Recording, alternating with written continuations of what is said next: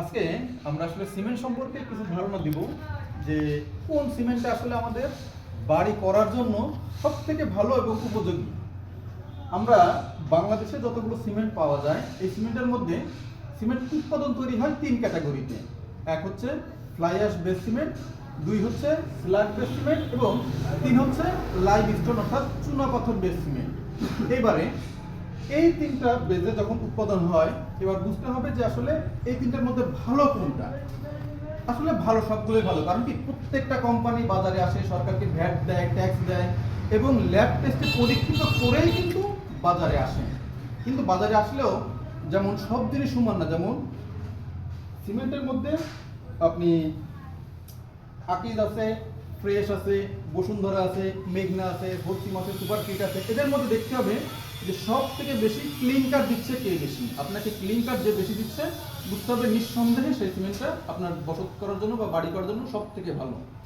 এইবার এর পাশাপাশি ক্লিনকারের পাশাপাশি আপনি দেখবেন যে এর আরও যে উপাদানগুলো থাকে, অর্থাৎ পিসি সিমেন্টগুলোতে আমরা তিনটা উপাদান মিশাই।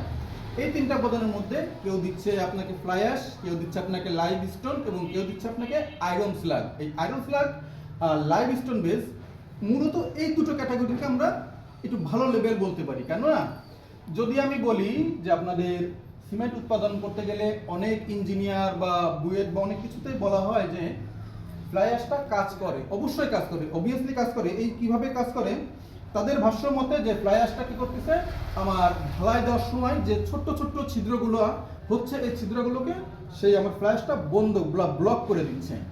এবার আমি যদি বলি তাহলে স্ল্যাগ আয়রন বা লাইভ স্টোন এরা কি কি ওই ছিদ্রগুলো বন্ধ করতে পারতেছে না? অবশ্যই পারতেছে।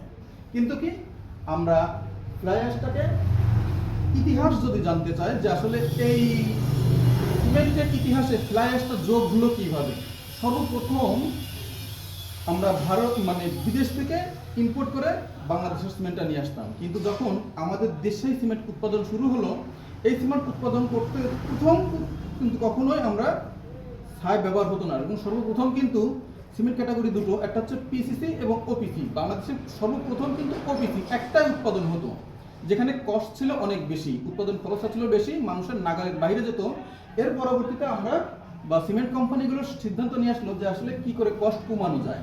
এতে তারা বিভিন্ন উপাদান ব্যবহার শুরু করলো। কেউ দিচ্ছে লাইভ স্টোন, কেউ দিচ্ছে ফ্লাই অ্যাশ এবং কেউ দিচ্ছে আয়রন স্ল্যাগ।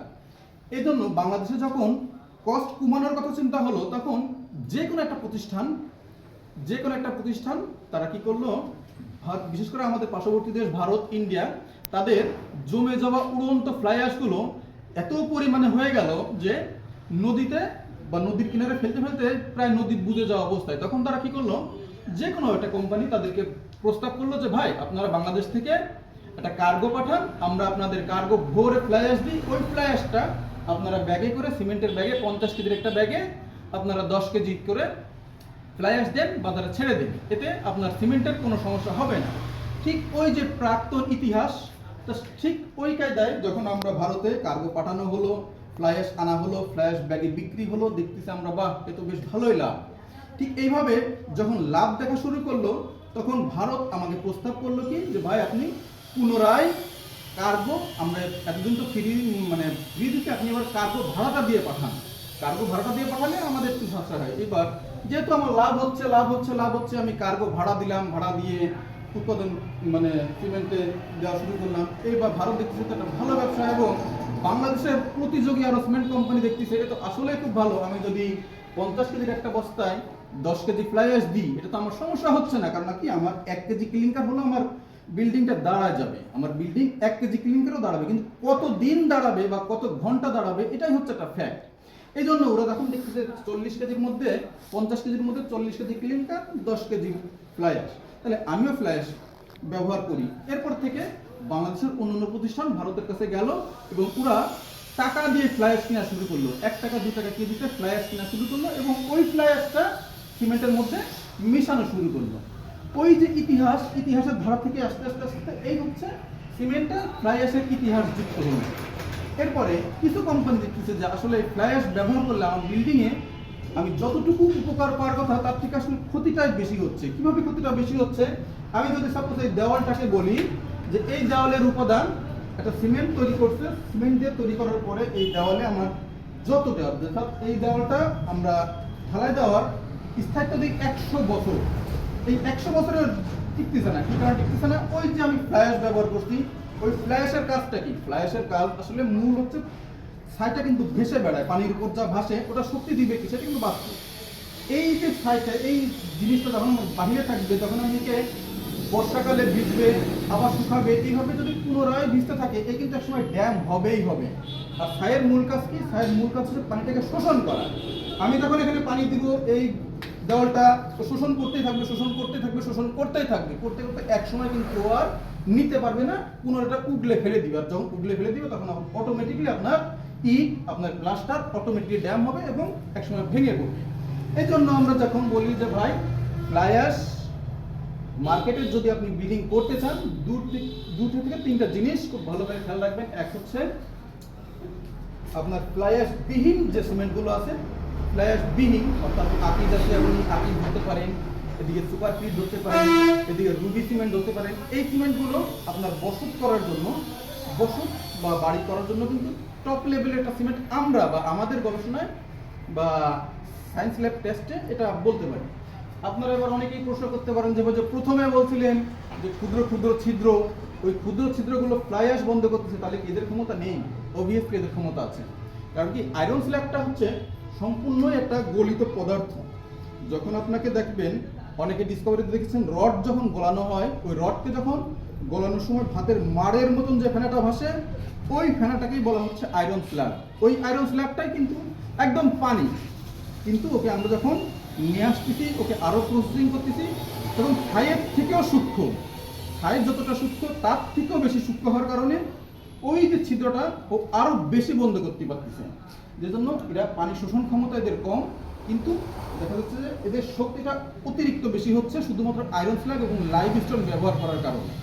কারণ লোহা আসলে শক্ত যত, এটা হচ্ছে একটা স্লোগানই হতে পারে যে সিমেন্টের লোহার শক্তি, এটা আসলে সিমেন্টের লোহার শক্তি এইভাবে উৎপাদন হয় যে আমার এখানে আপনি আপনার বিল্ডিংয়ে আমি ছাই দিচ্ছি, মানে সরি আমি সিমেন্টের ছাই দিচ্ছি না, আমি দিচ্ছি আয়রন স্ল্যাব, আমি দিচ্ছি আপনাকে লাইভ স্টোন। এই লাইভ স্টোনের কারণে আপনার বিল্ডিংটা স্থায়িত্বটা বেশি পাচ্ছে, অর্থাৎ পানির শোষণ ক্ষমতা, অর্থাৎ এ যখন পানি শোষণ করবে না তখন আপনার এই বিল্ডিংটা ড্যাম হবে না, নোনা ধরবে না। আরেকটা বিষয়, বিশেষ করে দক্ষিণ অঞ্চলের জন্য বা দক্ষিণবঙ্গের জন্য যারা আছেন, অর্থাৎ খুলনা, বাগেরহাট, যশোর,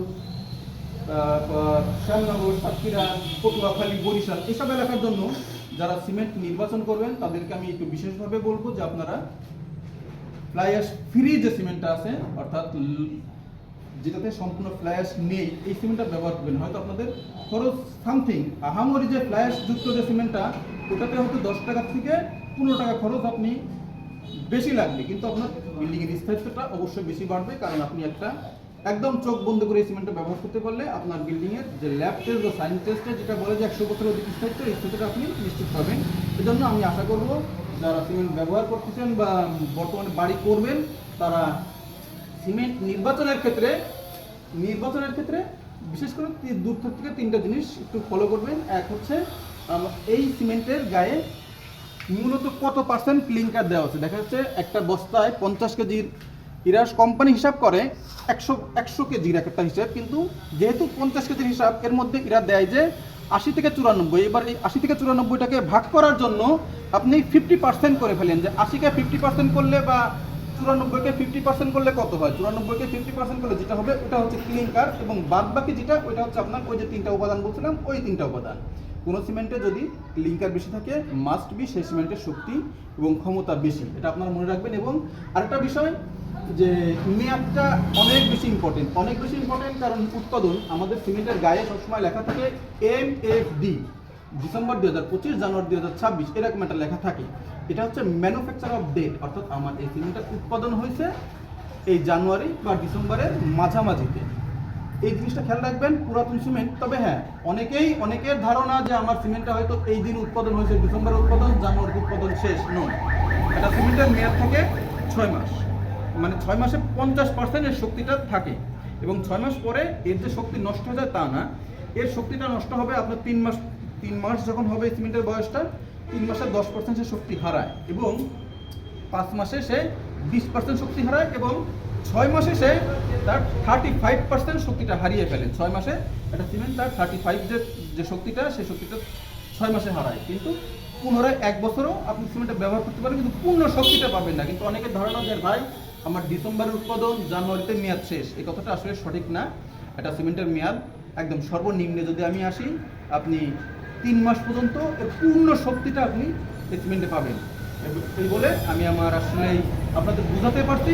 এই আমি আশা করছি আপনারা বুঝবেন এবং আপনাদের বাড়ি নির্মাণের জন্য সঠিক সিমেন্টটা ব্যবহার করবেন। আসসালামু আলাইকুম।